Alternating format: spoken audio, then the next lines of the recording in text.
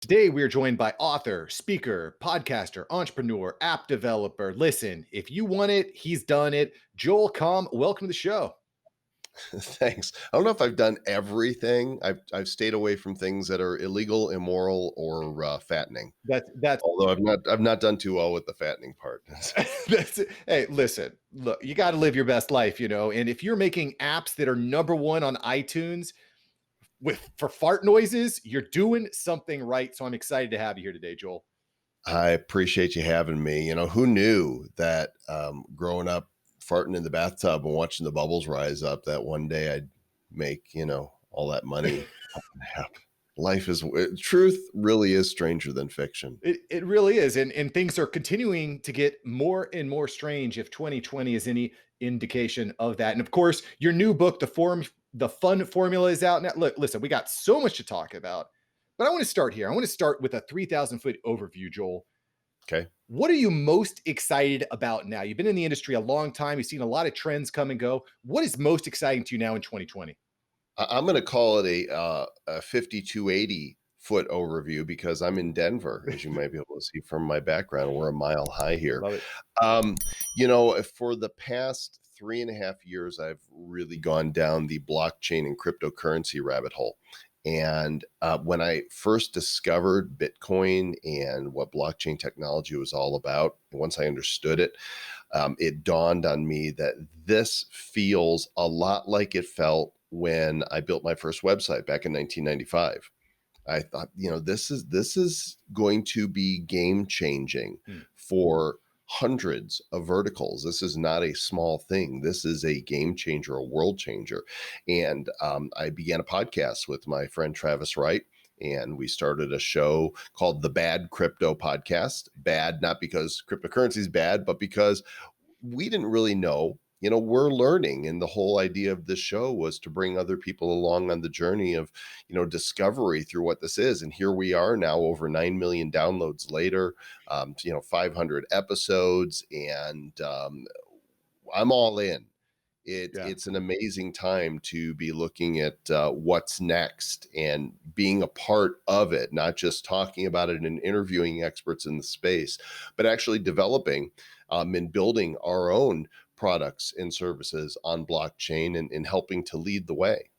Okay, cool. So blockchain is, I think when most people think of blockchain, they think of people just getting rich quick buying Bitcoin or Ethereum or Dogecoin. But I Mhm. think when we're talking about blockchain, we're talking about something, a much bigger concept. It's basically Sure. a decentralized system of processing, right? So let's break it down a little bit, Joel. What would you define blockchain as? I'm going to make it really easy because that's, what I do is make these seemingly complex subjects easy enough that I can understand them. Right. And so think of blockchain as a more sophisticated, functional, effective, efficient method of data, of storing, transmitting, and securing data. Mm. And that in its simplest terms, it's like I could try to explain to you why that little chip on your credit card works when you put it in the reader, but it's not going to help you. Just know that it works, right? And you trust that it works.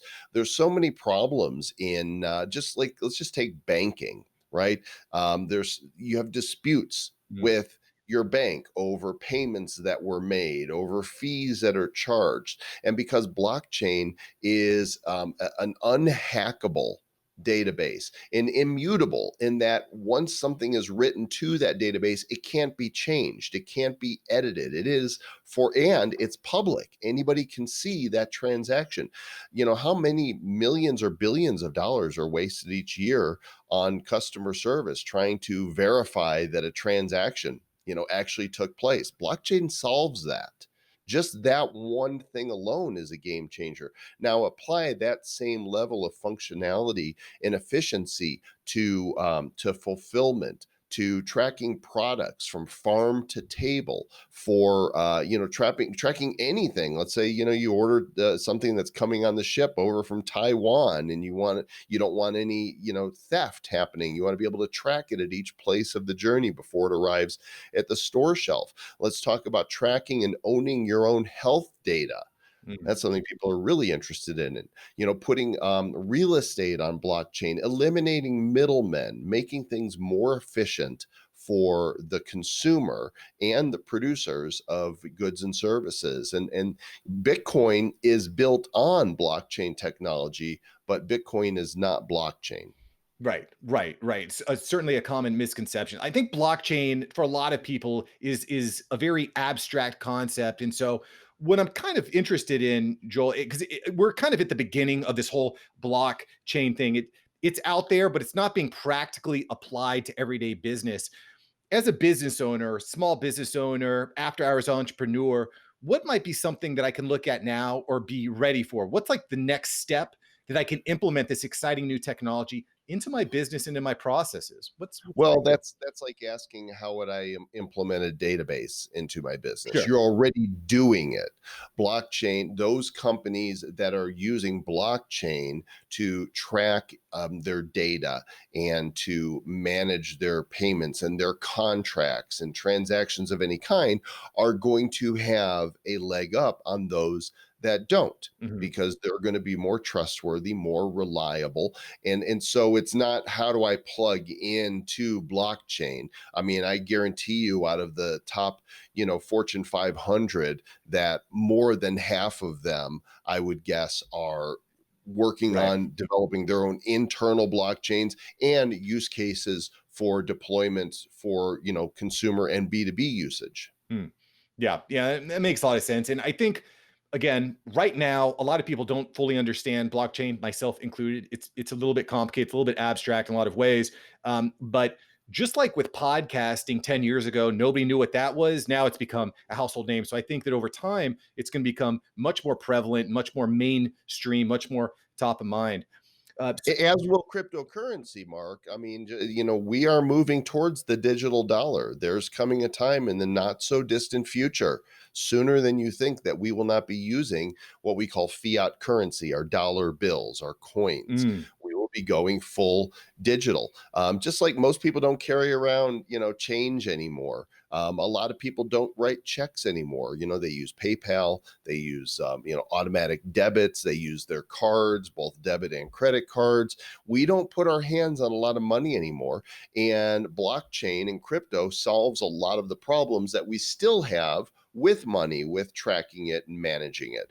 And so it's coming sooner than later. And it's going to be future shock for a lot of people. yeah. And of course, you can learn tons and tons of great information on the Bad Crypto podcast. That's the podcast where Joel just goes down, dirty, and deep on cryptocurrency, blockchain, how you can leverage it.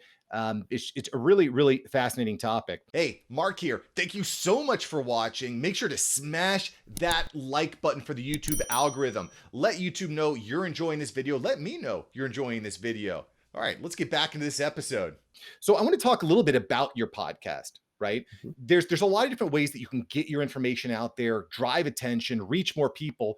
Joel, why is podcasting such a central focus of yours here in 2020 and beyond? Oh, well, it has been for years. Actually, in college, I was a radio DJ, University of Illinois, WPGU FM, Rock 107. So I've been doing, and that then led me down to DJing in nightclubs, and then my own DJ business, where I did mobile events. So I did weddings and bar mitzvahs and class reunions and pool parties and all that. And so, and I got into doing commercials for cable TV. So, when podcasting and doing video online became a thing, it was a natural, Hmm. move for me to get into it. And I just love the format of talk radio. And that's really all podcasting is. It's talk radio. You bring on interesting guests, or you just share interesting, content that you find interesting, that you're passionate about. And the arena of blockchain is just so fascinating to both myself and Travis. And there's no shortage of well-informed guests that we can have on the show to talk about all of the different subspaces within blockchain in the crypto world. And so I love it. We actually do multiple shows. We do Bad Crypto. We also do a show called The Nifty Show, which is all about the future of digital collectibles, because collectibles are going digital. Mm. They're called NFTs, which stands for non-fungible tokens. We do a live show every Friday called The Nifty Show. that, is a video show, nifty.show. And we've got a couple other ancillary podcasts as well that are done sporadically as there's something to say in the space. Right. And that's, Bad Crypto, we do twice a week. Nifty Show, we do once a week. But there's other shows that we do when there's something to say in the space, and rather than just blah, blah. So you're creating all this media content, which I'm a huge fan of. Obviously, there's a lot of different things you can be doing with your time, right? So do you think that you're so focused on this media creation because it's an important way to connect with clients, develop your expertise, or do you think it's just something that you love to do, so it's something that you do? Or what are your thoughts on that media production process and Yeah, how that applies? it's a great question, and I feel like number 1 follows number 2. In fact, that's really the Mm, subject of my book, The Fun Formula. It's about following your passion and your interests and doing that which you really want to do, as the most likely key to success. Right? If you're really pouring yourself into that which is fascinating to you, you're more likely to find that others are fascinated with you. mm.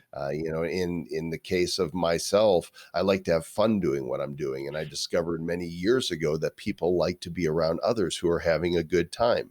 So I don't have to try hard to have a good time. I just do. If you look at my Twitter bio, amongst entrepreneur and podcaster and all the other bullet points of my bio, it says eternal 12-year-old, because I like to play. I like to play with the toys. I'm a middle-aged guy who has never gotten over loving geekiness and gadgets and nerdiness and all, looking at what's coming next. And so by virtue of just playing with the fun toys, I discover things that I think, oh, this is really practical. And I understand how this can be used for this group or this group or this group.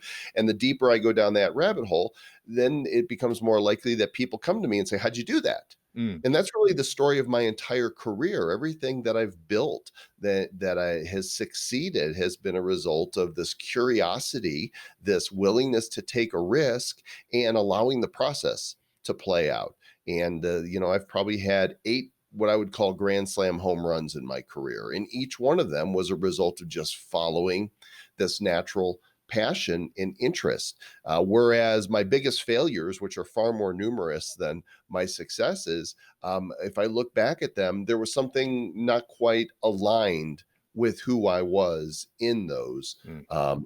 in those projects, or they just didn't work. I tried something and took a risk and went, oh, I found another way to not, provide value or to not make money. Yeah, and I think one of the things that ends up happening when you start trying new things is you find the things that you love. I mean, it's really easy to get caught up in, well, this is the way I'm going to make money, which is how I'm going to put food on the table. But then a couple years down the road, you're like, I realized that I just took the first step in front of me. I just took the easiest path when maybe the Mhm. best path was jumping over the fence through the wood. The putting yourself out there, trying new things, trying difficult things. Was there ever a time, Joel, where you're like, I am really uncomfortable, really nervous about doing this, but I'm gonna try it anyway, and it really paid off? Has that ever happened to you, Joel? I don't know that I've ever been too nervous about trying things in business. I just do them because I Mm. want to do them. When you're an entrepreneur and a creator, you get this idea and you think, this is the best thing ever. And then you do it. Now, in the process of doing it, there's times that, of course, you have your doubts about it, but that's not why I'm doing it in the first place. I'm doing it because I'm really interested in this. Do I want it to succeed? Of course, you never enter into any project, any product creation without wanting it to succeed. But I'm okay when it doesn't. Yeah. It's not a reflection of my self worth. It's not even necessarily a reflection of how good or bad the idea was.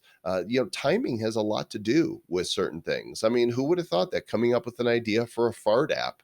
Others saw that, and there was dozens of copycats. They didn't make any money. It was timing. I got there first, applied a little marketing know-how, did a little, publicity around it, and the stars aligned, and there was gas everywhere. And it really did go to number one in the world. And I could look at a lot of the different things I've done. It's lightning in a bottle, and you don't know how to catch that. Same thing with the podcast. Travis and I just were fascinated with crypto, and we were having these conversations every day on Messenger, back and forth. What do you think of the price of Bitcoin? What do you think about this Ethereum thing? What about Litecoin? And one day he jokingly said, and this was July 16th, 2017. He gave me a little winky face and said, "When are we going to start the Joel and TW crypto show?" And the moment he said that, it landed in my mind and in my soul. I said, "I'm calling you right now." I said, "Let's Mm. do it. Let's do a podcast." There's no podcasts out there in the blockchain and crypto world that speak to regular people. They're all high-minded techie, good content, but it doesn't speak to the newbies. We're newbies. Let's talk to people in the space who know more than us, and let's make it simple because we're broadcasters. We know how to do this. 2 days later, we launched the first episode because from our careers, we understood all the components, how to set up a podcast, how to set up a website, how to create the graphics, how to get your feeds out there, how to edit a show, Mhm. produce a show, because I've done that for years. And just he and I, we released the first show 2 days later, and it was lightning in a bottle. People just gravitated towards it instantly. They liked that we were speaking simple language and that we put a lot of bad dad jokes in there, had a sense of humor with it all, and the rest is history. You can't plan it to go like that. Yeah. But what you can do is create things that excite you and hope that your passion and your excitement will draw others in. And I don't necessarily even know that you're going to understand exactly what's exciting to you until you start again trying these different things. I also want to point out that we should have a disclaimer here: results not typical. Pretty tough to launch a podcast in 48 hours. That is an incredibly impressive feat. So I want to talk a little bit more about trends, creating these emotional connections with people, because I think that's one of the most powerful things about podcasting, Joel. And of course, we're talking to Joel Comm here from the Bad Crypto Podcast, joelcomm.com. Listen, he's been doing it a long time. You definitely want to check him out. But Joel, I want to talk a little bit more about how we can stand out. Like you mentioned, timing is really important. Right now, there's a lot of podcasts, there's a lot of video. Everyone's on social media. Everyone's going virtual. Nobody's at work anymore, right? Mhm. What are some ways that we can actually stand out in this really crowded space on the internet? Say something unique. Right? To Okay. me, that is the most important thing, and that's not looking for something unique to say. It's asking yourself, what do I talk about? What do I know that's unique? Once John Lee Dumas had so much success with Entrepreneurs on Fire, and everything, Fire Nation was his thing. Everybody had a nation, Restaurant Nation, Cigar Nation, everybody, they're trying to duplicate his success. Oh, JLD did this show and he had experts on, and that's what I'm going to do. I'm going to have experts on, and I'm going to have the same success. But again, he captured lightning in a bottle. Yeah. There's a new fitness program or diet every month with a new bestseller. Why? How many books do we need on how to lose weight? We know what to do: move our bodies more and eat less crap. Right. Right. But what do? They throw something in there. Well, pineapples are the solution, right? Or more meat and less carbs, whatever it is. There's always do this, and this, which we know. And here's my secret.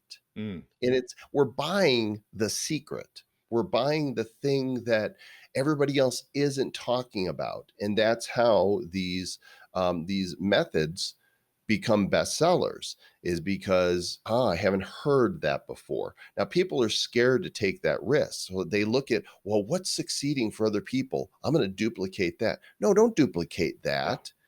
Take your knowledge and your talent and your skills and your abilities and your wisdom and figure out, what's the one thing I say in my realm that nobody else is saying, or nobody is saying like this. And for a lot of people, they'll look at that and they'll go, well, I don't know if I'm right about that. That's scary. That's a risk for me to take. Others will go, that's my USP, and that's what I'm going to focus on. So we became the Bad Crypto Podcast. Yeah. We stood out from the others because we positioned ourselves as a humorous show for blockchain and crypto enthusiasts and newbies. And so, standing out is not something that you think about. Standing out is who you are. What makes you stand out? do Yeah, that. and I think that it's just so easy to get perfection paralysis, waiting for that exact right time, the exact right idea. But I mean, I can tell you that I tried dozens of ideas before I finally landed at where I'm at now, and I'm continuously trying new things because listen, the best time to start was yesterday. The second best time is today because it's so easy. I'll give you a perfect example. I had a friend who said, "Mark, I'm going to make a YouTube channel. I'm really excited about it. It's going to be great." But I'll start it after I get my kayak. Once I get my kayak, then I'll start my YouTube channel. I'm like, Hmm. what do you need a kayak for? Just go outside and start rubbing sticks together and record, Right. because it could be that you end up starting it and not enjoying it. And then now you have this kayak for what purpose? You know what I mean? I can't tell you how many things I've started that I haven't finished, Mm, or I finished them prematurely. I finished them after one try, or there's times I've done podcast series for a month, and I'm like, okay, you know what? I did 30 days of this. I'm good. mm, I'm done. And how do I know I'm done? I don't want to do it anymore. mm. Listen to yourself. If you're pushing yourself to do something that your heart's not into it anymore, odds are other people aren't going to care either. So why continue? Because you've already invested 30 days. I've done a podcast before for a year and a half, 2 years, and said I'm done. Well, this is tricky here. This is tough, right? Because and this is something I think about a lot, right? You start a show, you start a podcast or channel or whatever, a business, and then there's this idea that you're just one video away, you're just one experience away. So I feel like a lot of times you get caught up in this. Well, I'm just going to do one more. But when do you? I mean, I think you kind of gave a really good point there, in Joel, in that if you're not having fun with it anymore, maybe now is the time to drop off. But that's kind of difficult, right? Because everything eventually becomes stale. So how do you find the Well, right? it can be, but the scales have to balance towards I want to do this more than I don't want to do this. Mm, Right? And so for me, is it sometimes hard recording as many episodes as we want? Do we sometimes get guests that aren't all that interesting and we're like, ah, man, this one's not fun. I'm not learning anything from, yeah, that happens occasionally, but by and large, I'm very excited about what we're doing. We have great guests. We're producing, great shows and creating products along the way that are leading, a portion of the industry, and I don't want to quit. But there's been times I've invested a lot of money and time into a technology or into a certain sector of my business that ended up going absolutely nowhere. I can remember one time in particular around 2008. I had one of the first services for mobile marketing that behaved like an autoresponder service, hmm sort of Yep. a get response or, you know, what's the constant contact, Aweber, where you would be able to join a list and then people would be able to send messages to that list via cell phones. And tried everything to build this, put six figures into it, had several of my team members at that time dedicated to it. But my heart was never really in it. And a few years later, I found myself still paying these monthly bills that I had to pay to keep the service alive, but it wasn't going anywhere. But when you shut something like that down, it can be really painful. And then there's the failure, that goes with it. But one day I finally decided this is dead. I'm going to quit paying these bills. I'm going to shut it down. And something really unique happened that taught me a great lesson. And that is the moment I shut it down, instead of feeling this sense of failure, I Mm, felt a release, like a burden was lifted off my shoulders. yeah. And I realized something very important that I remind myself of, and I'll tell others every chance I get. I stopped failing the moment I stopped paying for it. Mm, And so when you say just one more, if you're having fun and you are passionate about what you're doing, do one more, do 100 more.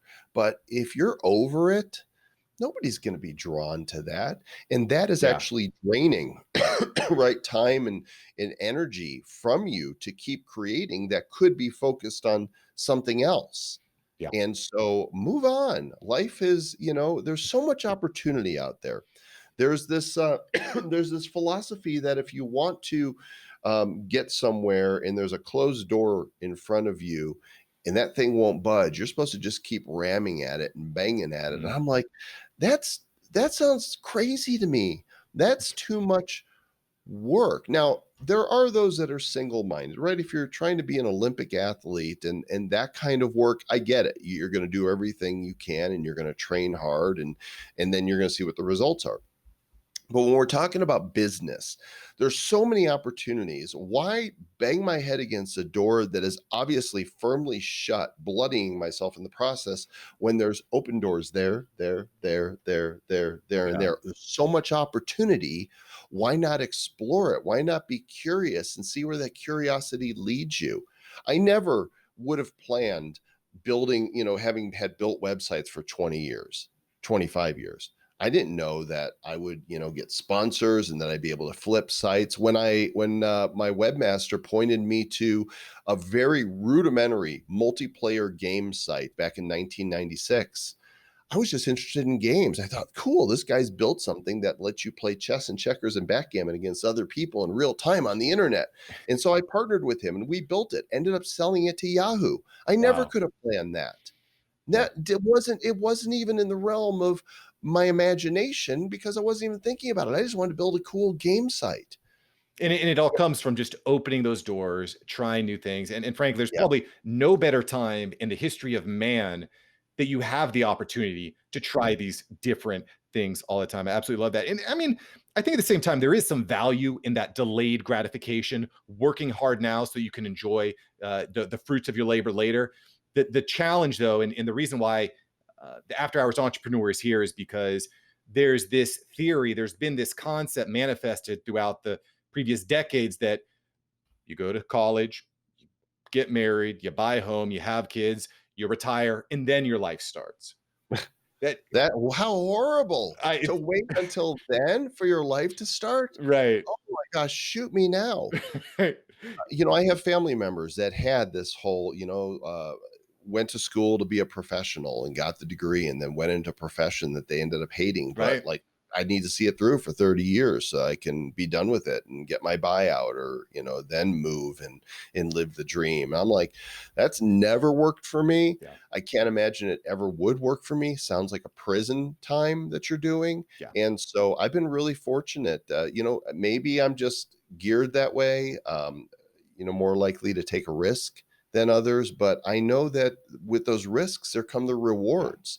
And if you're willing to fail and embrace failure and do the next thing, then I think that everybody's got a lot to give. And they just need to not squander that gift and find out how they best bring value to the world with the gifts that they have. Yeah, I think you start looking at Maslow's hierarchy of needs, and that lawyer job that you went to school for may put food on the table, but it's not going to get you to the next rung of your ladder to enlightenment, if you would. Case in point, my friend Lou Mangello is a recovering attorney. He quit the law practice, moved his family to Orlando, lives behind the Magic Kingdom because Disney and the parks were his passion. Yeah, He's a big kid like me, and now he hosts one of the most popular Disney podcasts in the world, WDW Radio. And he's so glad he left the law practice, and he wrote the foreword to my book, The Fun Formula, because I could think of nobody who is, a better representation, the poster child for fun than Lou. I love that. I love that, Joel. That is fantastic. Listen, everyone, you got to check out Joel Comm. Joel Comm everywhere. Of course, the Bad Crypto podcast. If you want to go deeper into podcasts, before I let you go, Joel, I just have a couple quick questions for you, rapid fire. Cool. Cool. Go for it. Buckled up. Cool. If you had to recommend one business item that everyone should have that costs less than $50, what would you recommend? A business item. Business item. Yeah. I'm going to recommend a book to them, and Okay. I've recommended this book a dozen times, and we'll recommend it 3 dozen more. It's a book called Boundaries, and life and business are not things that you can separate. They Mm, are inextricably woven together. Inextricably, is that the word? If it's not, I just made it up. But what I meant to say is they're connected. I like to wordify and make up stuff too. I'm I have digging it. my own dictionary because you never know what's going to come out. The book is about creating healthy boundaries for yourself in both business and in life. And I think understanding healthy boundaries leads to so much more personal fulfillment For many people, and for me, it was transformative. And so I'm going to recommend it's by doctors Cloud and Townsend. I think it's a million, bestseller or something, but Boundaries. Boundaries. Love it. What's your Read must-have subscription right now? it. For Anything. podcasts, Anything. Subscription that you just couldn't if you lost this subscription, your life would end. What's that sub? What's that I subscription? don't have food in my belly. That's the only subscription I. There's nothing, honestly. There's a lot of things there's shows that I listen to that I love. There's services that I subscribe to, but I live a much simpler life now. I built my kingdom. I had the big house, raised the kids, and now I live in a more modest apartment. I got rid of a lot of my things because they didn't really bring joy, and I'm Mm, wondering, why am I keeping all this stuff anyway? My kids don't want it. Why not sell it? Put it on eBay during COVID. I sold off my entire vintage software collection, my entire childhood comic book collection, wow. other things I had around my place. I got really busy. So I don't, there is no subscription service or podcast or anything that I absolutely could not live without. That is fair enough. Final question here for you, Joel. If you had a billboard that could reach millions and millions and millions of people, what would you put on your billboard? Um, I think, at the risk of sounding religious, but really just wanting people to know that there's a reason for them to be here, I would just have it say, God loves you. That's a very simple message that hits hard, and I think we could all use a little bit more love Right. nowadays, I right? Well, I think it's like, what we struggle through so many things in life, and so many of the motives that we have for doing what we're doing come from places of unmet needs. And I think to just know that, and I know there's people out there that don't believe in God. That's fine. Doesn't matter. A positive message like that, I think, just know that, you know what, somebody cares, can really make the whole difference in somebody's life. Life is not about how much money you make. It's not even about the accomplishments that we have. It's about who we are and how we relate to others around us, how we bring value, how we give and not take. And I think a lot of people that are takers do so because there's this unmet need deep in their soul. And I think just knowing that you're loved no matter what, no matter what you've done, even, is a refreshing message in a world that is cluttered with so many false messages. Love that, Joel. Thank you for coming on the show, having a little fun with all the entrepreneurs out there, and I look forward to watching your story unfold. Joel, thanks so much. Thank you, sir. Appreciate it.